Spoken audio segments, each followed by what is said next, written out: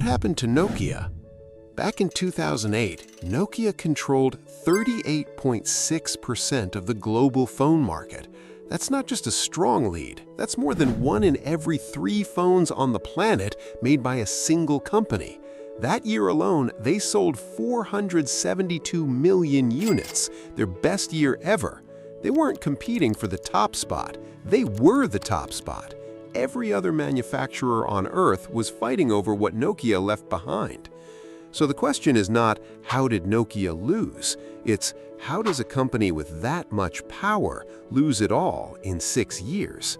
And the answer starts somewhere you wouldn't expect, not with a competitor stealing their crown, but with Nokia handing it away, piece by piece, while insisting they were still winning. When it started in 1865, Nokia wasn't even supposed to be a phone company. Over the centuries, it moved through rubber boots, cables, and electronics before finally landing in telecom in the 1980s. In 1992, Nokia released the 1011, its first GSM phone. 6 years later, it overtook Motorola to become the largest phone maker in the world. Then came the phones people actually remember, the 3310, practically indestructible, and the 11100, which went on to become one of the best-selling electronic devices in human history. By the mid-2000s, Nokia wasn't just a phone brand. In huge parts of the world, it was the default word for phone. In 2007, Apple released the iPhone, and here's the part that gets left out of most retellings. It didn't work, not immediately.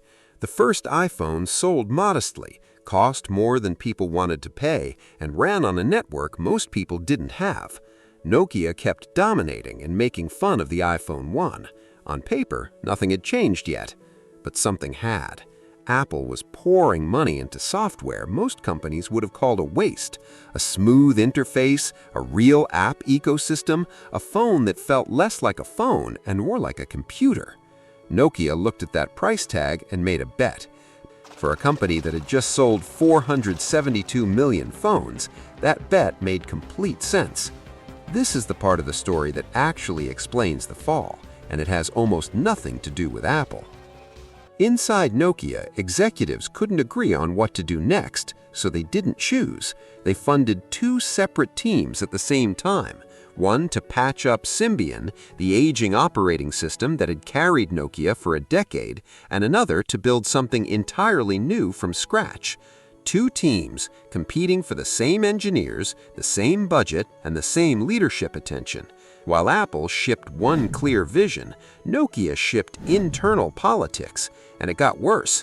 Nokia had a real chance to adopt Android early, back when Google was still looking for hardware partners to build the ecosystem. They said no. By 2011, the numbers were impossible to ignore. Nokia's smartphone market share, which had sat near 50% in 2007, was in free fall.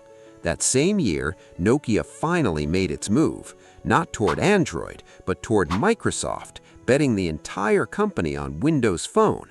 The Lumia phones that came out of that partnership weren't bad. Reviewers liked them, but it didn't matter. The decision came years too late into a market that had already sorted itself into 2 ecosystems, and Windows Phone was neither of them.